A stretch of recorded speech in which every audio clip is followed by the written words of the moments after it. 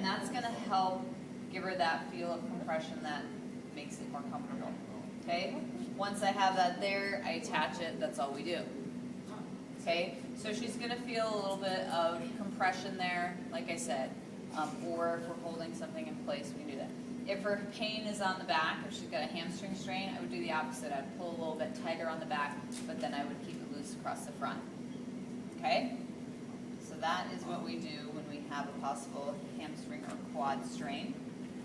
Okay? You can also use ACE wraps. I know we're in the generation of we have plastic wrap for everything now, but back in the day when we didn't have plastic wrap, or we didn't use plastic wrap, we used ACE wraps to hold ice bags in place. Okay? If we're doing a hip flexor, I want to be able to have her in a position where she's kind of in a little bit of hip flexion. So I'm usually going to stick a tape roll or something underneath her foot, okay, just like that. So she's in some hip flexion. When I do a hip flexor wrap, we're trying to help assist the leg in hip flexion, okay? So what I'm going to do is when I wrap, I start around the leg and I'm making figure eights. It's called a spica, okay?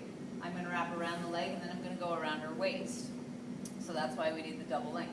It's going to get, otherwise we wouldn't be able to go around more than like once or twice.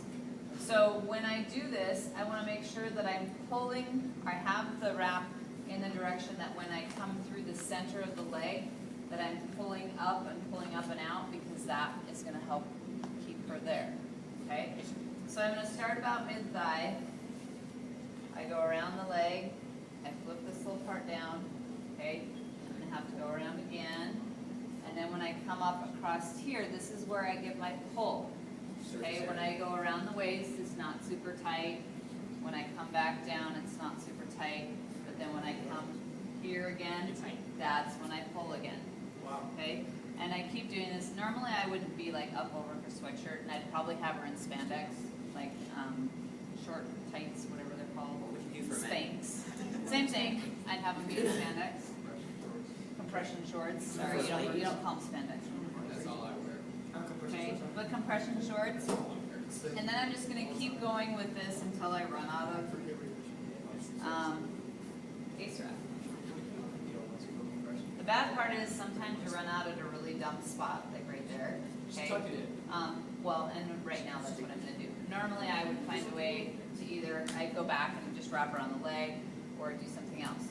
So where she's at now, when she steps down into a normal position, it's going to feel like it wants to pull her leg kind of up, correct? Yeah.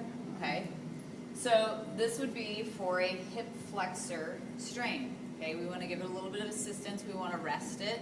So when you've got the ACE wrap helping do the job of the muscles, it's going to help rest it. Okay. Again, I wouldn't have her probably playing in this. They do make what are they called?